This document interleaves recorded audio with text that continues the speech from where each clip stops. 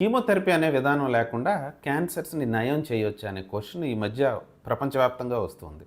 ఎందుకంటే కీమోథెరపీలో కొన్ని రకాల సైడ్ ఎఫెక్ట్స్ ఉంటాయి.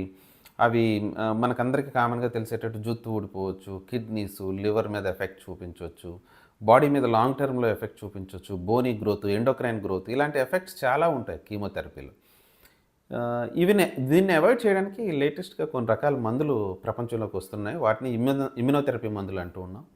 ఈ ఇమ్యునోథెరపీ మందులు చాలా రకాలు చెక్ పాయింట్ ఇన్హిబిటర్స్ కానీ, టార్గెటెడ్ థెరపీ కానీ, ఇలా రకరకాల మందులు వస్తూ ఉన్నాయన్నమాట. ఇవేమవుతాయంటే బాడీలోకి ప్రవేశించి మన ఇమ్యూన్ సిస్టమ్‌ని యాక్టివేట్ చేసి, మన బాడీయే క్యాన్సర్‌ని చంపేటట్టు ప్రేరేపిస్తూ ఉంటాయన్నమాట. టార్గెటెడ్ థెరపీ ఏమవుతుందంటే పర్టిక్యులర్‌గా ఆ మందు వెళ్ళి క్యాన్సర్ ఎక్కడ ఉందో అక్కడకు వెళ్ళి ఆ క్యాన్సర్‌ని చంపుతాయి. మిగతా అవయవాలను కానీ, మిగతా బాడీ కణాలను కానీ ఎఫెక్ట్ చేయకుండా.